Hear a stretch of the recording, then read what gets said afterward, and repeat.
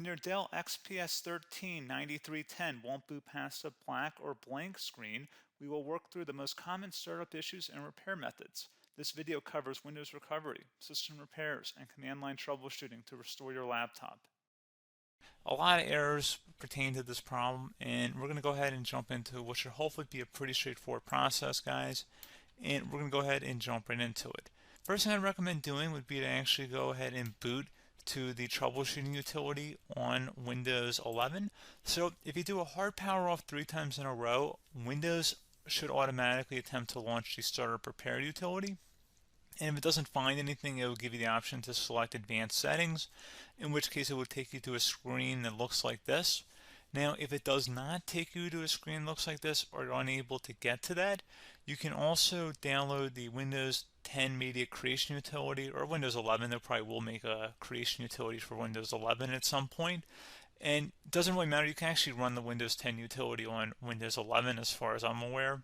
And you should be able to run the troubleshooting utilities built in within it. So you just would go ahead and download it to an ISO file and then burn it to a DVD or USB. It'd have to be about 4 gigabytes or more. It couldn't be a small USB flash drive, and it couldn't be a CD. It'd have to be a DVD. And then you boot your computer from it. So depending on the computer manufacturer, you'd have to tap a different key on your keyboard in order to launch that menu, in order to select what boot drive you want to go off of. So it could be anything between the escape key, F2, F8, F12, for example, and those are the function keys on the top of your keyboard. So you may have to just do a little bit of trial and error. Shouldn't take you more than a couple minutes. Googling it would probably be best before you even begin. But anyway, we're ready to go ahead and jump right into it. So we're on the choose an option page. So these will look very similar whether you're booting from it directly within Windows itself, or if you're plugged in a USB flash drive with the media creation utility installed and you selected the recovery option. So when you are setting up your Windows 11 installation or Windows 10, depending on the drive you're using, there should be an option to repair your computer in the bottom left corner of the dialog window, one of the first screens that comes up. You go ahead and select that, and then it would take you to a troubleshooting screen like you see here. And you want to go ahead and select troubleshoot, reset your PC, or see advanced options. And then there are going to be a whole bunch of options in here that we're going to explore in today's video. The first one, we're going to actually go underneath advanced options and then select startup repair, fix problems that keep Windows from loading. So go ahead and select that first.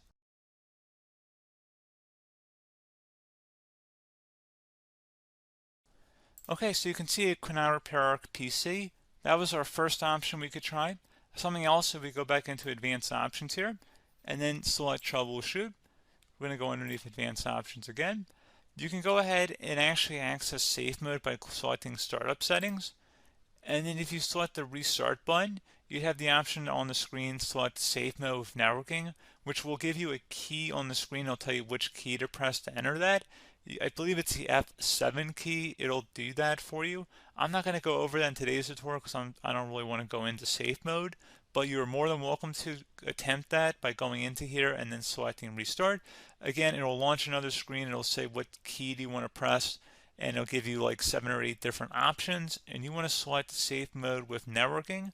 There's also an option for a command prompt too, but that's going to be something we're going to cover later in this video, and we don't even have to go through that in order to access it. So that's why I'm not going to really push for that, because unless you know exactly what's causing the problem, you probably don't need to go into safe mode. Unless you're trying to recover files, in which case then you definitely can go into safe mode, but we're trying to actually recover our computer here. So I hope that makes sense. Something else we can also try here as well would be to uninstall updates, remove recently installed quality or feature updates from Windows. So if you go ahead and select that, you can uninstall the latest quality updates, which generally is the more day-to-day updates. Feature updates are the less regularly released ones, like the big ones. I would equate it to service packs in like Windows 7 and Windows Vista and Windows XP. So larger updates that occur once or twice a year at most. And the quality updates are more just a regular update. So probably obviously depend, it'll take longer if you're going to try and uninstall the latest feature update versus quality update. And maybe you don't need to go back that far. So just giving you guys a couple pointers with that. Something else you can also look at here, and we're going to jump into the command prompt in a little bit, But you can select System Restore, which will use a restore point recorded on your PC to restore Windows. And this is something I would highly recommend here, guys. So select Next.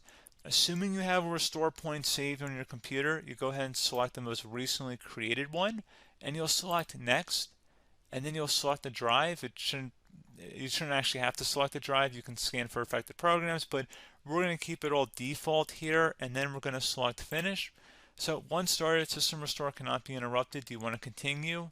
I think we're going to select yes. I don't think we have anything better to do on our computer right now, so just give it a moment here to initialize. It will take a couple minutes to run, obviously depending on how large your hard drive is and how much is saved on the System Restore point.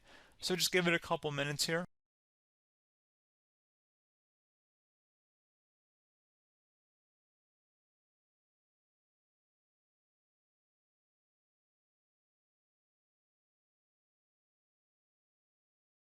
Okay, so you can see the system has been restored successfully. We're going to go over a couple different methods in addition to that if that did not work. So I'm just going to pause the video and we're going to start back on the recovery screen that we started with. Okay, so a couple other things we can try here too. If you go back into Troubleshoot, you can select Reset Your PC while you choose to keep or remove your personal files and then reinstalls Windows. You can select to keep my files, which will remove apps and settings but keeps your personal files. You can also select Remove Everything, which will remove all of your personal files, apps, and settings. So this is more of a factory reset, the second option here. First option, it should not delete all of your personal files. However, it will pretty much clear most of your programs, and keep in mind, there's no guarantee that your information, number one, is even still available and easily recoverable on your computer to the point that you actually would be able to recover anything. And the second point is that there's always a chance that it won't actually recover and it will just do a factory reset anyway. So there's no guarantee that actually would keep your files anyway. So I would recommend trying to get a recovery tool and backing that up first before selecting it anyway. But again, those are a couple of different options. And then something else you can try here if you go back to the Choose an Option. Another option, if you go underneath Choose an Option and select Troubleshoot, Advanced Options, and now select where it says Command Prompt. Okay, so the first thing we should do is type our main hard drive here. In most cases, it should be the C drive. So you just do a C colon and then hit enter on your keyboard. So once you're underneath the C drive, we're going to type in dir and then hit enter on your keyboard. It should have program files, users, and Windows all in there. That's how you know you're in the right directory.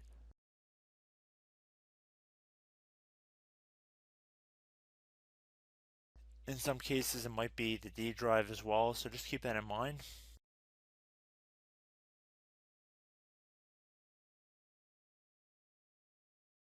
Next thing we're going to do is type in cd space / Windows / system 32 / config, and then you're going to hit enter on your keyboard.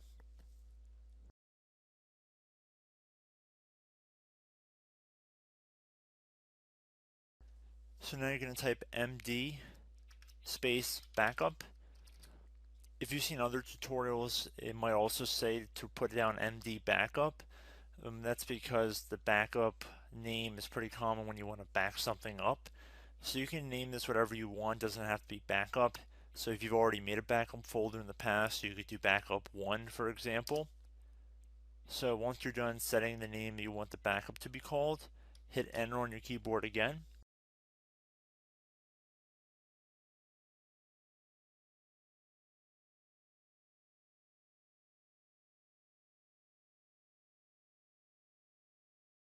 At this point you want to type copy, C-O-P-Y, space, then you want to do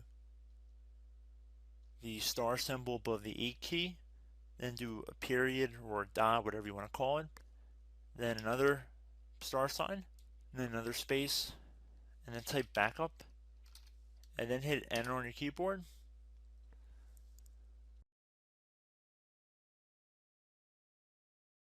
Now you want to type cd reg back, REGBACK,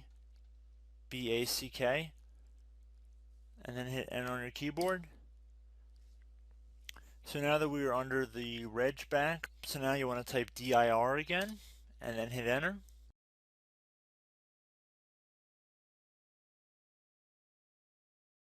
So now at this point we're going to type copy again. So copy, space, $sign,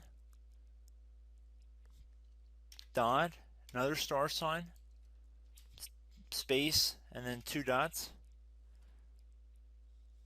So we're going to type copy, space, $sign, dot, sign,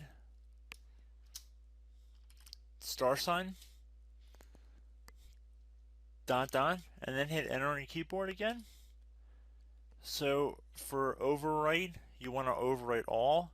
So type A on your keyboard, so capital A, and then hit enter on your keyboard.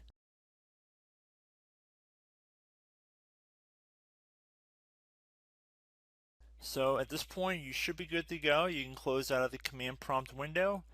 And if you accidentally continue to Windows 10, you should be all set. So I hope one of these 3 or 4 different methods we went through in this tutorial helped you guys out.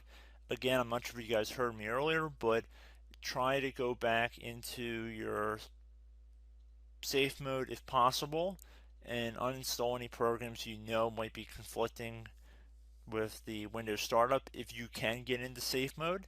So just keep that in mind. Something very simple like that could be blocking up everything. So again, I hope this tutorial helped you guys out, and I will catch you in the next tutorial. Goodbye.